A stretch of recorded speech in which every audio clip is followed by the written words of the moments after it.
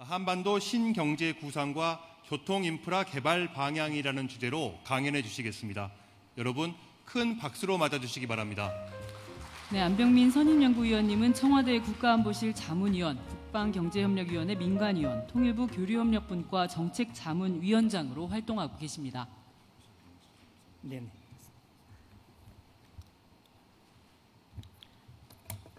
네, 안녕하십니까. 방금 소개받은 한국교통연구원의 안병민입니다.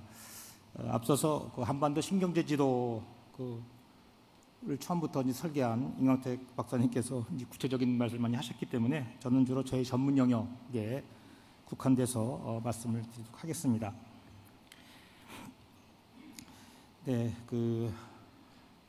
잘 아시는 마찬가지로 한반도의 교통망이 최근에 많은 주목을 받고 있습니다. 지난번 판문점 선언에서 김정은 국방위원장이 북한의 교통망이 불편하고 또 불비하고 민망하다라는 이야기를 했고요. 또 평창 가는 고속철도 참 좋더라라는 얘기를 해서 참 많은 관심이 있거나라고 생각을 했었고요. 또 풍계리 핵실험장 폐기를 할 때 외국과 한국 언론인들이 현장을 갔었는데 원산부터 풍계리까지 416km라는 그 거리를 11시간에 갔습니다. 핵을 소형화했고 경량화했고 병기화하고 그다음에 10,000km 이상의 탄도미사일을 개발한 강국 핵과학의 최고 선진국이라고 할 수 있는 북한이 시속 40km 철도로 기자들을 태워서 보냈죠. 근데 여러분들 의왕시에 있는 철도박물관 가보게 되면 거기에 사진이 하나 붙어 있습니다. 1909년에 순종 황제가 탔던 증기기관차가 나오는데요. 그 증기기관차가 시속 55km였습니다. 그러니까 거의 100년 전에 보다 더 느린 철도로 최첨단 북한 핵을 폐기하는 장면을 보여주러 가는 북한의 현재의 상황이라는 것을 우리가 참 주의 깊게 볼 필요가 있습니다. 판문점 선언에서 남북 정상이 과거와는 달리 동해선과 경의선 철도의 연결, 단절된 구간의 복원이죠. 현대화라는 것은 과거와 같이 단순한 낙후된 부분의 보수가 아니라 거의 리모델링 수준을 얘기하는 겁니다. 그 다음에 이것들이 단순하게 이렇게 연결과 현대뿐만이 아니고 이것을 이제 현대화를 하고 난 다음에 실제적으로 활용을 어떻게 할 것인가, 실천적인 대책. 그러니까 과거와는 달리 엄청난 업그레이드가 이루어졌다는 것을 알 수가 있습니다. 자, 지난주와 어제 남북 철도회담과 남북 도로회담이 있었습니다. 그래서 동해선, 경의선 철도 북측과 대한 조사라든가 공동 연구 같은 경우들이 이제 합의가 됐었죠. 도로도 마찬가지입니다. 그럼 이제 우리가 지금 이 남북 철도 도로회담에서 합의됐던 그런 사업들을 한번 지도를 한번 보겠습니다. 지금 이제 파란 선이 철도고요. 이제 빨간 선이 이제 도로인데요. 이게 몇 킬로냐면은 남북한이 공동 조사하기로 합의했던 구간이 1263km입니다. 도로가 270km입니다. 우리가 이 한반도 남측이라는 그 좁은 공간에 살기 때문에 우리가 가장 먼 곳이 서울부터 부산입니다. 그러니까 서울, 부산 3번을 갈 수 있는 이런 거리를 이번에 조사를 하는 겁니다. 그러니까 엄청난 이런 물량의 이런 조사라는 것을 우리가 알 수가 있습니다. 또한 이제 이뿐만이 아니고 남북만이 아니고 이제 한중 한로 간의 여러 가지 협력 사업들이 논의가 되고 있죠. 그래서 5월달에 있었던 한중 정상회담에서 리코창 총리가 서울과 신의주 중국을 연결하는 고속철도 건설에 대한 이야기를 합니다. 그다음에 한로 정상회담에서는 역시 한국과 러시아, 북한이 참가하는 남북로 상학협력 사업, 대표적인 게 철도 나지나산 사업이겠죠. 이게 진전을 위한 공동 연구를 하고 앞으로 철도망을 구축하자라는 이런 한반도 주변 자체에서도 이런 엄청난 사업들이 논의가 되었던 것입니다. 또한 지난달에 우리가 국제철도협력기구라는 OSJD에 가입을 합니다. 이 지금 노란선 구간이 가입 국가입니다. 가입 국가인데요. 28개국이 가입되어 있는데 이것은 이제 우리가 이제 내년 1월 1일서부터 우리 한반도의 한반도 색깔도 이제 노랗게 이제 칠해지게 되겠죠. 하게 되면은 우리의 철도들이 이 28개국에는 이 지금 옆에 있는 그림이 운송장입니다. 운송장이 러시아어와 중국어, 이제 앞으로는 영어도 같이 쓰는데 이게 세 개 언어로 쓴 이 운송장을 가지고 28개국을 아무 이런 장벽 없이 다닐 수가 있게 됩니다. 이것은 우리가 28개국과 40개 철도 회사와 개별적으로 1대1로 다 이 협정이나 이걸 맺어야 되는 거를 한 번에 다 해결한 거고요. 이쪽과의 분쟁 해결이나 여러 가지 이런 것들이 완전히 업그레이드가 돼서 이제는 이제 이 철도를 통한 여객과 화물이 다닐 수 있는 이런 법적 제도적 기반이 마련됐다는 것을 알 수가 있습니다. 이 사업들은 과거에 이제 UN 에스캅의 아시아횡단 철도 사업, 그다음에 아시안 하이웨이 사업을 통해서 계속 논의되었던 그런 사업들입니다. 자, 이것도 뭐 혹시 남북한 간 이번에 합의됐던 도로 사업도요, UN 에스캅의 아시안 하이웨이 사업을 보게 되면은 그 노선에 같이 연장선상에 있는 걸 알 수 있습니다. 여러분들이 고속도로 다니시게 보게 되면은 아시안 하이웨이 1번, 뭐 6번 써 있는 것이 바로 이 노선들입니다. 이 노선이 바로 이번에 합의됐던 공동조사가 이루어지는 구간에 바로 또 동일한 구간이기도 합니다.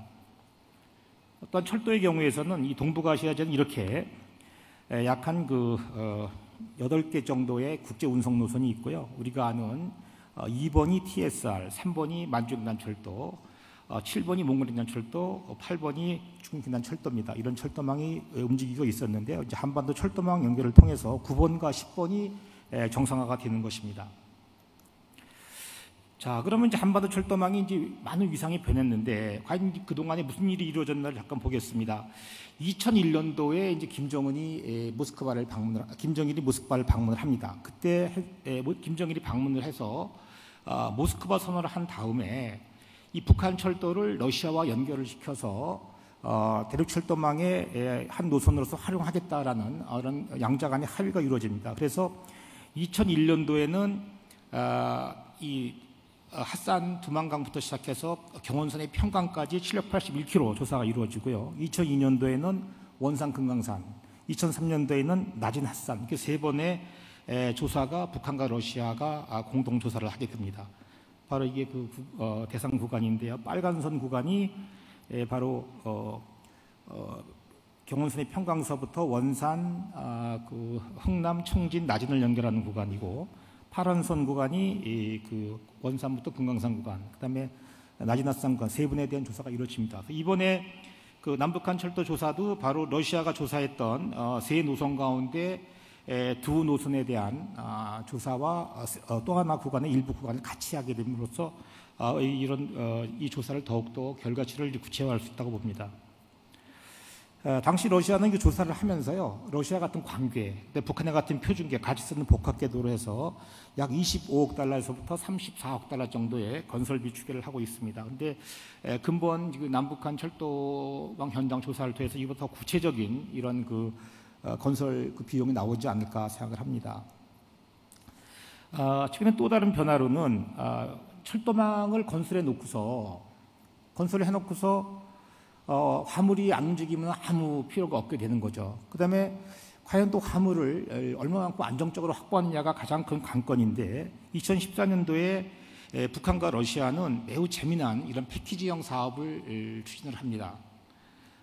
이 보시는 바와 마찬가지로 평양의 북동쪽에 북한서 가장 좋은 광산이 4개가 있습니다. 석탄 광산인데요. 덕천, 개천, 그다음에 북창, 순천 광산이 있는데, 이 석탄 광산을 철도망으로 평양과 남포까지 연결을 하는 거죠. 그래서 이게 광산 개발 사업, 철도망 건설 사업, 또 물류 사업, 그다음에 남포항에 대한 항만 현대화, 그다음에 평양 인근에 뭐 이런 전력망, 그러니까 한 5가지 사업을 결합시키는 이런 패키지형 사업으로 경계성을 확보하겠다는 이런 새로운 이런 구상들이 북한과 러시아 간에서 논의가 됐었습니다. 여러분 잘 아시는 나지나산 사업입니다. 나지나산 사업은 노블시비스크 옆에 있는 쿠즈바스라는 광산에서 석탄을 나지난까지 반입을 하고 난 다음에 이거를 이제 아시아 지역에 이제 수송하는 그런 사업이 되겠습니다.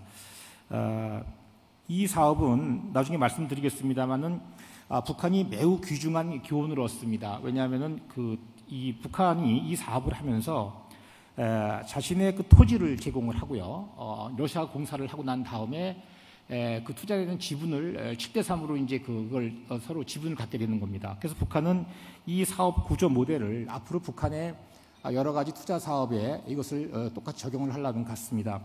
여기서 이 철도와 토지가 이제 중요한 게 뭐냐면요, 북한의 현행 법령집을 보시게 되면은 그 법령집에서는 인민이 투쟁으로서 쟁취한, 그러니까 피를 흘려서 뺏은 혁명의 전취물이라는 얘기가 나옵니다.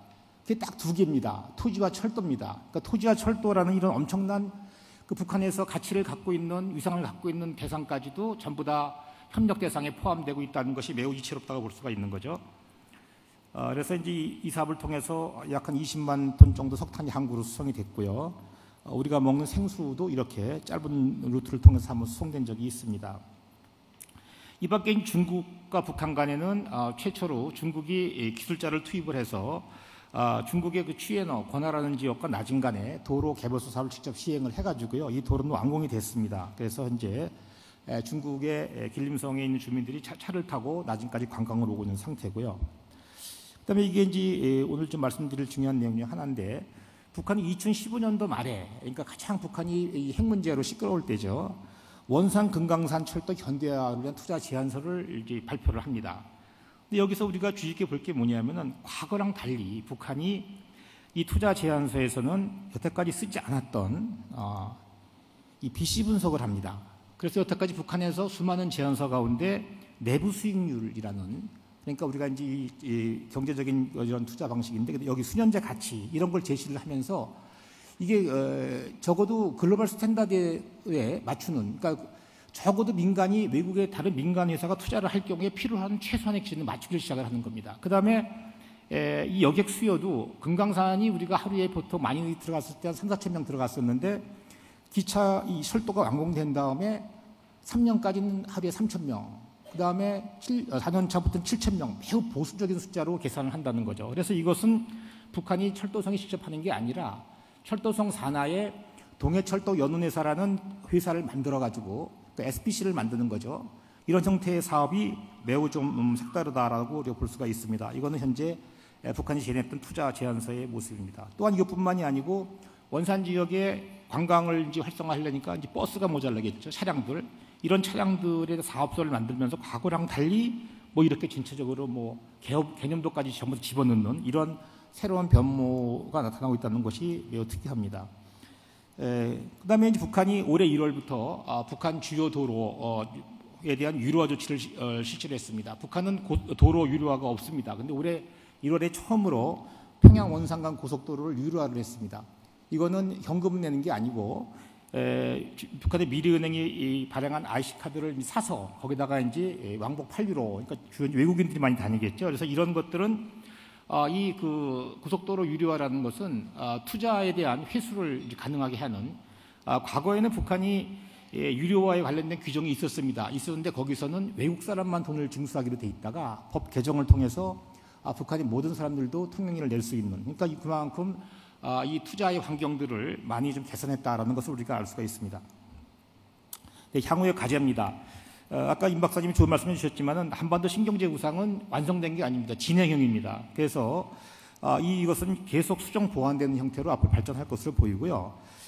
지금 이제 그 이런 아까 했던 그 이런 축들은 개념도지만은 이제 향후에 이런 그 권역별 개발 전략이라든가 이게 전부 다 이렇게 종축으로만 연결되어 있기 때문에 이것처럼 링으로 돌리는 횡축이라든가 한반도 중앙축에 대한 이런 보완, 사각지역을 방지하는 이런 새로운 개념의 이런 그 복합적인 이런 개념이 필요한 상황이라고 보입니다. 그래서 이거는 일본과의 해역 경제권, 그 다음에 일본의 그 서해안 지역과의 환동의 경제권, 환왕의 경제권, 북방 경제권 네 군데를 묶는 이런 새로운 개념의 접근이 필요하다고 보입니다. 다음은 파라다임의 전환입니다. 이게 지금 이런 인프라 사업 워낙 많은 금액이 들어가고 또 이 자본의 회행 기간이 깁니다. 그래서 과거에 많은 논란이 있었지만은 첫 번째 이제 국민적 공감대, 경제성, 상호성, 북한의 수용 가능성, 안정성, 그다음에 사업의 국제성, 북한의 균형 발전과 지역 개발 파급 효과 이런 것을 먼저 이제 반영을 해야 되겠죠. 그래서 최근에 이제 북한의 극한 경제 여건을 반영해 너무 우리가 북한을 낭만적 감상적으로 봐서도 안 되겠다. 한 예로 과거에 경의선이 연결되면서 이렇게 홍보가 경의선 철도가 아닌데 경제입니다라고 했는데 경의선 자체 연결해 놓고 보니까 아무것도 안 갔습니다. 그 1년 동안 화물열차 시범 운송을 해갖고 기차가 444번을 운행을 했는데요. 컨테이너는 55개 날랐습니다. 8번 갈 때 1개씩 날른 거죠. 그러니까 이렇게 물동량 창출에 실패했기 때문에 앞으로는 이런 그 새로운 원칙이 입각해서 했으면 좋겠다는 말씀을 드리고, 그다음에 우리가 보통 일제가 우리 교통망을 건설할 때 3가지 원칙이었습니다. 하나는 지하자원 개발하기 위해서, 하나는 여기서 약탈한 수탈한 것을 항만 연결해서 일본을 갖고 가기 위해서, 또 대륙을 침략하기 위해서. 하지만 우리가 지금 생각하고 있는 인프라도 보게 되면은 북한의 지하자원을 가지고 오기 위해서, 또 대륙으로 가는 TSR을 위해서, 이런 개념, 물론 전반적인 배경은 다릅니다만은 이런 걸 뛰어넘는 뭔가 좀 상생하는 이런 새로운 모델을 만들어야 되지 않을까 생각을 하고 합니다. 그다음에 사업의 주체는 북한입니다. 그래서 북한을 이제 이 북한에게 파트너로서의 그 역할을 줘야 돼. 우리도 파트너라는 것을 갈 필요가 있고, 그다음에 과거랑 달리 공동개발, 공동운영 방식. 그다음에 교통인프라는 제가 교통하는 사람입니다만 최우선 사업은 아닙니다. 왜냐하면 이제 전력이나 소재 산업 이런 게 중요합니다만 같이 좀 가야 되는 이런 것들도 있고, 그다음에 이 단기간에 너무 성과를 보려고 하는 것은 좀 위험하겠다 이렇게 생각합니다. 우선 이상으로 발표를 마치겠습니다. 감사합니다. 네, 안병민 선임연구위원님 좋은 강연 감사합니다.